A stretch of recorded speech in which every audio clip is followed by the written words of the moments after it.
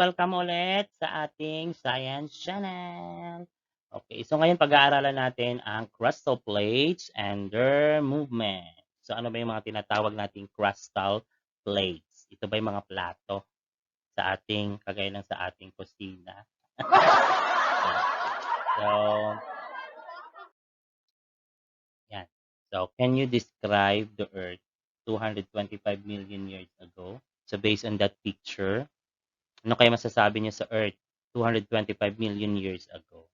So, ang pagbabatayan lang natin ay ang picture. Siyempre, wala pa naman tayo noon. At saka wala pang tao noon 225 million years ago. Okay? So, based on that picture, the Earth has only one super continent na ang tawag nila ay Pangea, or ibig sabihin, all Earth. Yan, kasi binubuo lang siya ng isang continent. Then, 200 million years ago, so kung makikita natin na nag-break si Pangea into two continents, the Laurasia and the Gondwanaland. Okay. Then, 165 million years ago, so makikita na natin na yung dalawang continents, the Laurasia and the Gondwanaland, nag-break ulit. Dami nilang break. Napaka-heartbreak. Ang dami nilang break, ano? Okay. So, parang love life lang nagbe-break din. Okay. Yan. Next. So, ang 65 million years ago, so makikita na natin na nagpo-form na siya ng napakaraming continents. So, and the present day Earth. So, may ilang continent ang present day Earth? 7. And what are the 7 continents of the world? Oh, parang Miss Universe lang tayo. Parang Miss Universe lang tayo. Ano? Okay, so Asia, Europe, Africa, Australia, North America, South America, and Antarctica. Okay, so 7. So the largest is Asia, the smallest is Australia, the coldest is Antarctica, and the hottest is Africa. O, diba? Okay. So what do you think is the reason kung bakit kaya nagkaganyan yung Earth? Bakit kaya noong unang panahon, 225 million years ago or 200 million years ago, isa lang ang continent, tapos ngayon, naging 7 na. Ano kaya ang mga reason? So yun ang pag-aaralan natin kung bakit nagkaroon ng 7 continent. Okay. So noong 225 million years ago, one continent, one ocean. One ocean. Oh, one ocean, sabi ni Sir. One ocean. Oh. So ngayon, 7 continents, 4 oceans. So Pacific Ocean, Atlantic Ocean, Arctic Ocean, and Indian Ocean. So 4 oceans, 7 continents. So there are several theories na nag-explain kung paano nagkaroon ng 7 continents in the present day. Yon. So one is the continental drift theory. So tandaan natin na ang theory is isang explanation ng mga scientists based sa kanilang observation. So pag sinabing theory, hindi pa siya as in true. So nasa gitna siya, pwede siyang true, pwede siyang false. So sa kalagitnaan siya. So trolls. Joke lang. Okay. So hindi pa siya talaga as in 100% true pag theory. Okay. Kasi pag napatunayan na yan, fact na yan, hindi na siya theory. Okay? Tama ba ako? Ano? Okay.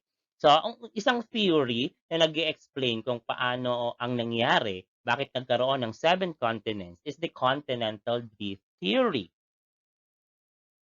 So, in the early 20th century, a German scientist, Alfred Wegener, put forth the idea that the Earth's continents were drifting. So sabi niya, yung mga continents daw ng Earth ay naghihiwalay.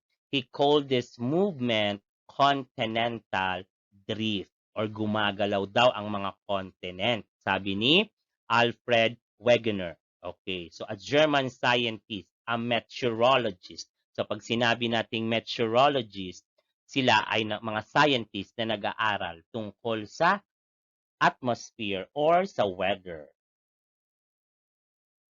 So, sabi niya, marami siyang mga evidence, marami siyang mga patunay kung paano niya nabuo ang kanyang tinatawag na continental drift theory. So isa sa mga evidence niya, kasi hindi ka pwedeng gumawa ng theory mo nang wala kang ebidensya. Pagtatawanan ka. Kahit siya ay marami ng ebidensya, yung ibang scientist pinagtatawanan pa rin siya. So, pero dapat ipinaglaban niya pa rin kung ano ang kanyang alam. Okay. So isa sa mga ebidensya niya ay the coast of Western Africa and Eastern South America look like puzzle pieces daw.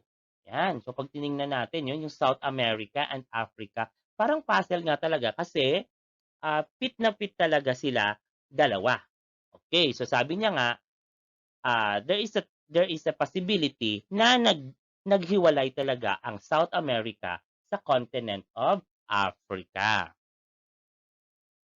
Next, so looking at all of the continents, he theorized that they had once been joined together as a supercontinent, which was later called Pangaea. So around 225 million years ago, the name Pangaea comes from the ancient Greek word pan, meaning entire, and Gaia means earth. Okay. So kaya tinawag na Pangaea. Okay. Yan. So na-explain ko na yan kanina. So 225 million years ago, so isa lang ang continent or supercontinent na tinatawag nating Pangaea.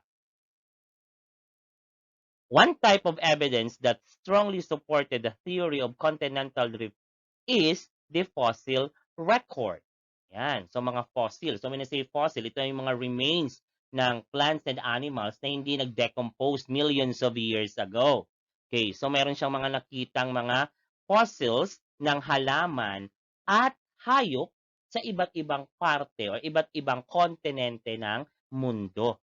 So kung iisipin daw, paano nagkaroon ng mga animals or the same fossils sa mga kontinente na magkakalayo. For example, may mga nahukay na plants and fossils of plants and animals sa continent of Australia and South America na kung tutuusin napakalayo ng Australia sa South America.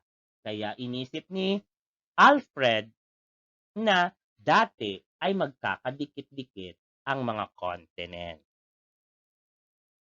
Fossils of similar types of plants and animals in rocks of a similar age have been found in the shores of different continents. So yun nga ang sinasabi ko na nakikita or nahukay yung mga fossils ng mga plants and animals sa mga shorelines ng different continents.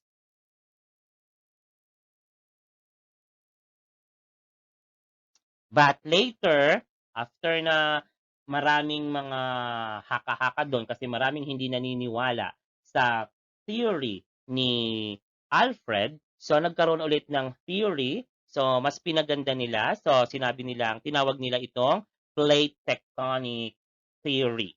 Okay, ano naman ang plate tectonic theory? Okay, so the theory of plate tectonic builds on the Wegener's theory of continental drift.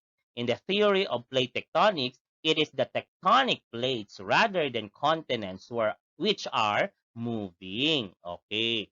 So dito sa explanation naman ng plate tectonic theory, ang plate daw, ang mga plates daw ang siyang or tectonic plates daw ang siyang gumagalaw at hindi lamang mga continents. Kasi kay Alfred Wegener, ang kanyang theory na continental drift theory, ang mga gumagalaw lang ay yung continent. But later, napatunayan ng mga scientists na hindi lang continents ang gumagalaw, kundi ang mga tectonic plates. So ano ba itong mga tectonic plates? Okay, so ano nga bang tinatawag nating tectonic plates? Okay, tectonic plates are big solid rocks composed of continental and oceanic lithosphere which float on the asthenosphere. So tinatawag din nating ang tectonic plates na crustal plates. Okay. Ano naman itong tinatawag nating asthenosphere? So asthenosphere is the upper layer of the Earth's mantle below the lithosphere. So ang asthenosphere makikita sa upper portion of the mantle. So sa baba lang ng crust. Okay. And believed to be much hotter and more fluid than the lithosphere or the crust. Okay. Kaya nga lumulutang kasi medyo parang fluid na or tubig na, fluid, not tubig, fluid na yung asthenosphere. Okay. Yan. So we have different plates. So kung makikita nyo, so sa ating picture na parang may mga guhit-guhit sa gilid ng mga continent. So ang tawag doon ay yan ang mga plates or crustal plates.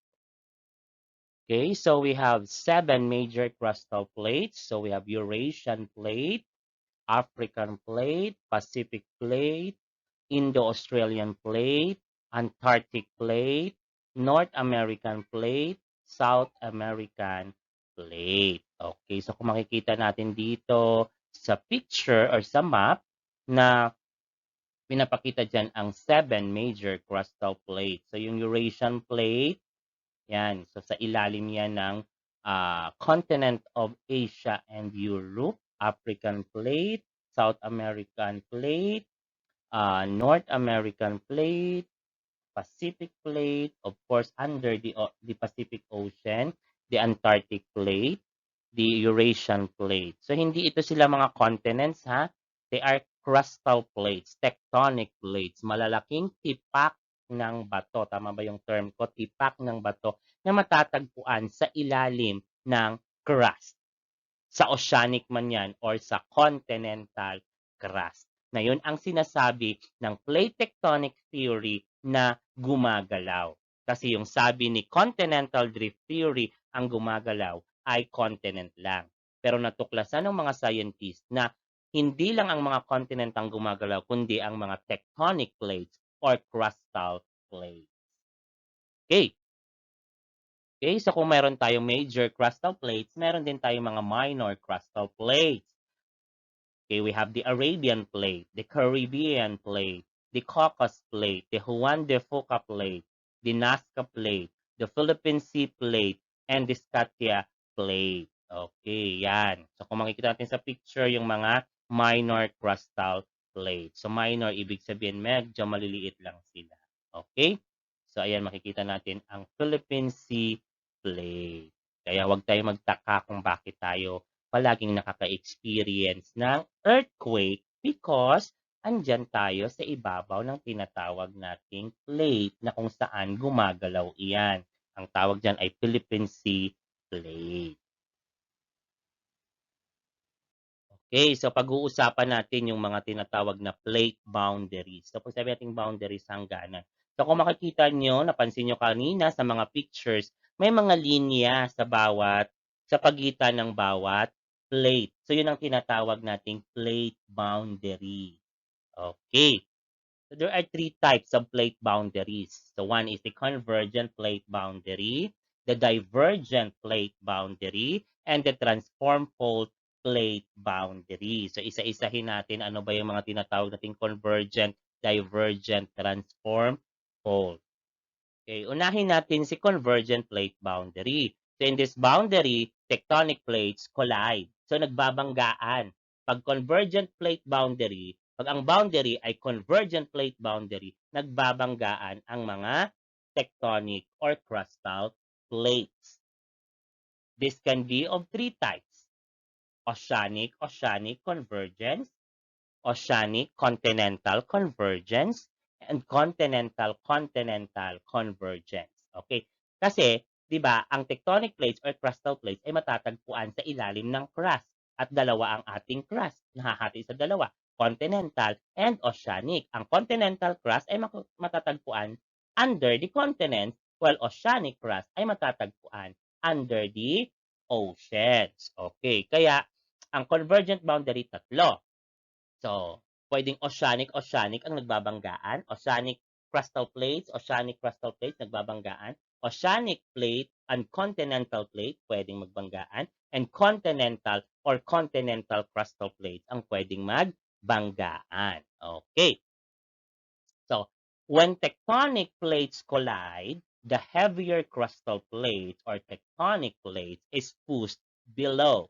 This occurs in the subduction zone. Okay, so kung makikita ninyo diyan, so pag nagbanggaan yung dalawang plate, okay, yung mas mabigat na plate ay napapailalim.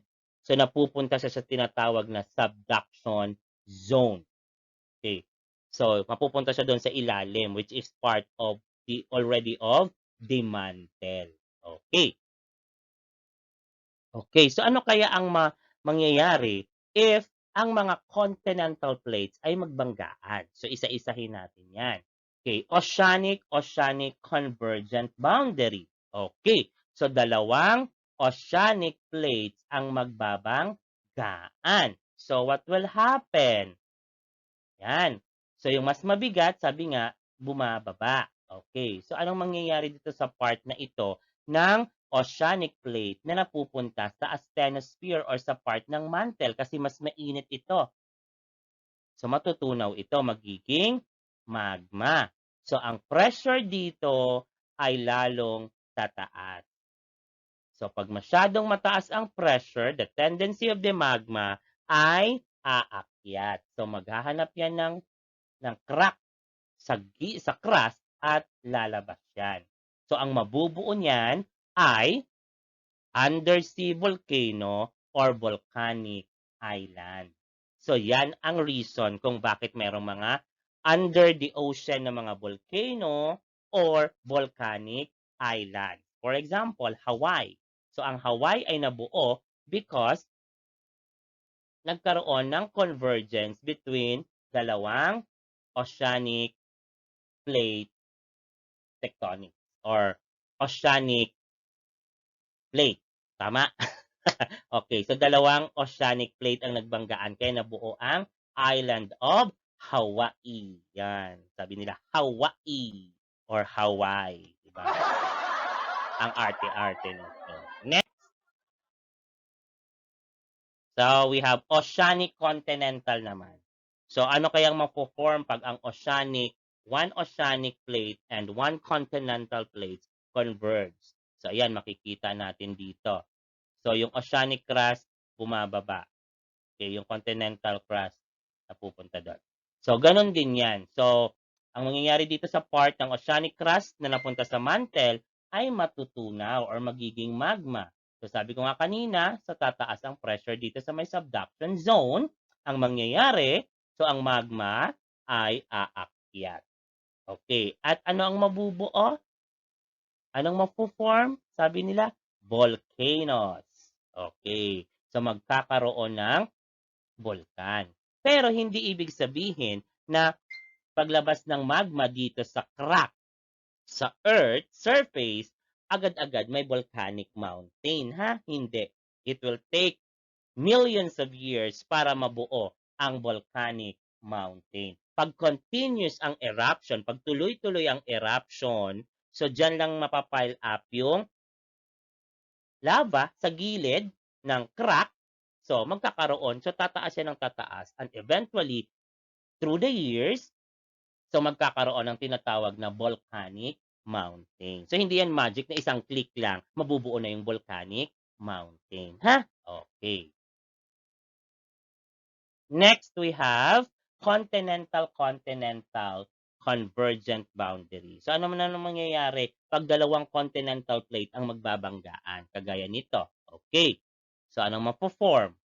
So, mountain or mountain ranges. Okay. So, pag dalawang continental ang magbanggaan, so, mabubuo yung mountain or mountain ranges or mga bunduki. Okay. So, kagaya ng Himalayan mountain. Yan. So, nabuo yan because ang Indian plate at saka yung Eurasian plate ay nagbanggaan. That's why nagkaroon ng mataas na bundok. Okay, so tandaan na, pag oceanic continental, anong nabubuo? Volcanoes. Pag oceanic, volcanic island. or undersea volcanoes. Pag continental, continental, mountain or mountain ranges.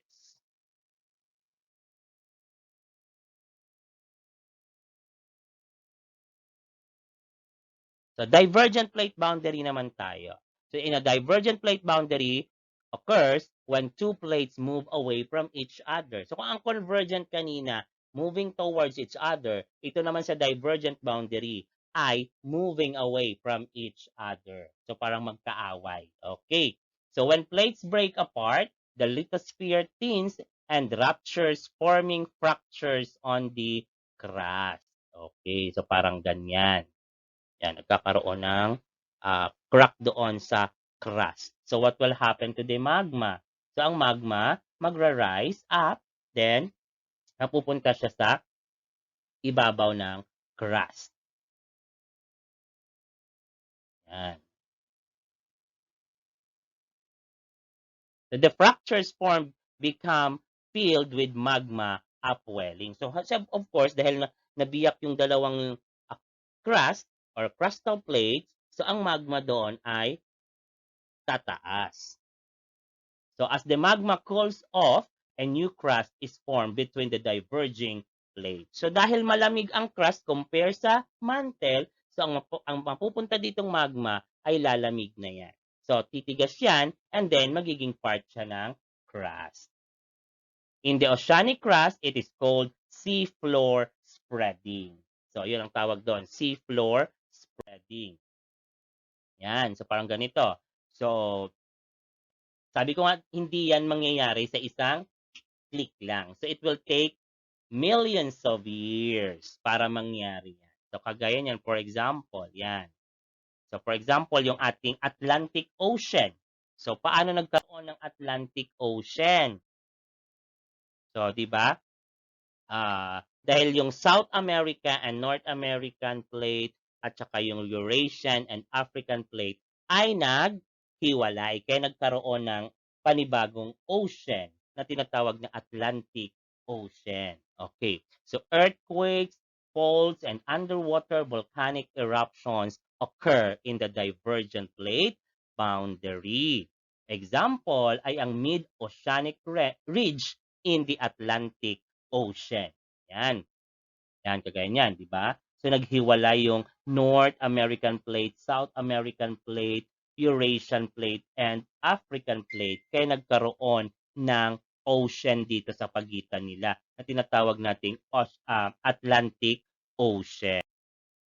Okay, next is the transform plate boundary or also known as the transform fault boundary. So occurs when two plates slide past each other.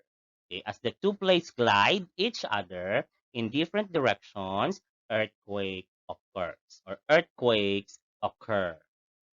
Example is the San Andreas Fault in California, United States of America.